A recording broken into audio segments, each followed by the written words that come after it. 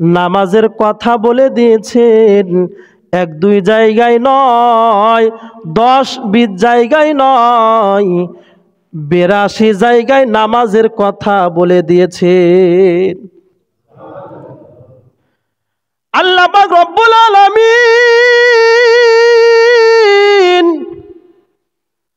82 জায়গায় কেন নামাজের কথা বললেন? আল্লাহ তাআলা যদি এক জায়গায় নামাজের কথা বলতেন, 2 জায়গায় নামাজের কথা বলতেন, তাই মানুষের জন্য, তেনার বান্দা বান্দির জন্য ফরজ হয়ে যাইত। কিন্তু আল্লাহ পাক রব্বুল আলামিন 82 জায়গায় নামাজের কথা বলছেন। এর কারণ কি? এর কারণ হলো বান্দা, মনে রাখবা অবশ্যই তোমাকে নামাজ পড়তেই হবে, নামাজ পড়তেই হবে গুরুত্ব বোঝানোর জন্য। কি বলেন? মায়ের সন্তানকে বলছে, বাবা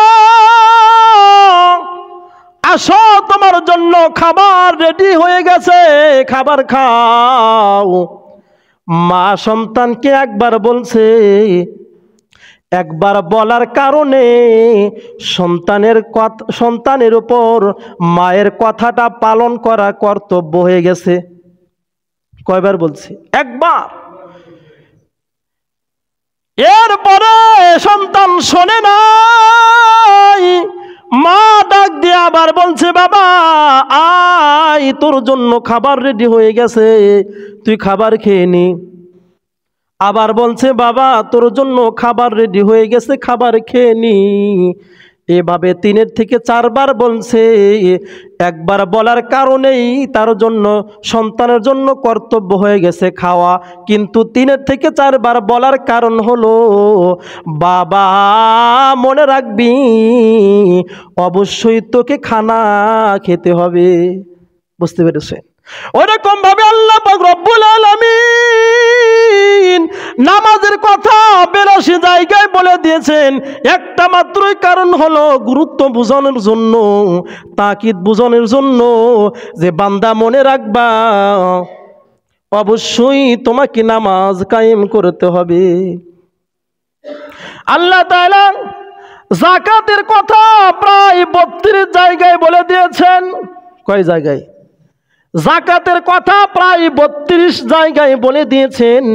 বান্দা আমি আল্লাহ একবার বলার কারণেই তোমার উপর যাকাত আদায় করা ফরজ হয়ে গেছে।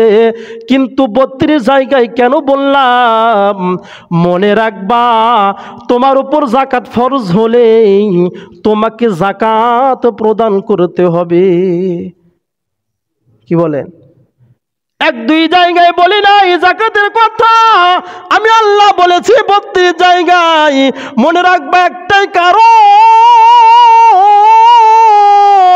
তাহলে গুরুত্ব বোঝানোর জন্য, তাকিদ বোঝানোর জন্য। তোমার উপর যাকাত ফরজ হয়ে গেছে আর তুমি যাকাত দাও নাই। মনে রাখবা এই মাল, এই ধন সম্পদ তোমার জন্য শাপ হয়ে যাবে। কি হবে? আল্লাহ পাক রব্বুল আলামিন কোরআনুল কারীমে হজ সম্পর্কে প্রায় 8 থেকে 9 জায়গায় বলে দিয়েছেন। কয় জায়গায়? 8 থেকে 9 জায়গায় হজের কথা বলে দিয়েছেন। যদি 1-2 জায়গায় বলতো বান্দার উপর ফরজ হয়ে যেত, কিন্তু আল্লাহ পাক রব্বুল আলামিন 8 অথবা 9 জায়গায় বলছেন। কারণ একটাই, তাকিদ এবং গুরুত্ব বোঝানোর জন্য। বান্দা মনে রাখবা তোমার উপর যখনই হজ ফরজ হবে তখনই হজ আদায় করতে হবে। মাফ নাই, কি নাই, কোনোভাবেই ছাড় নাই। একবার বললেই হতো, কিন্তু আমি 8 বা 9 জায়গায় বলছি। একটাই কারণ হলো গুরুত্ব বোঝানোর জন্য, তাকিদ বোঝানোর জন্য।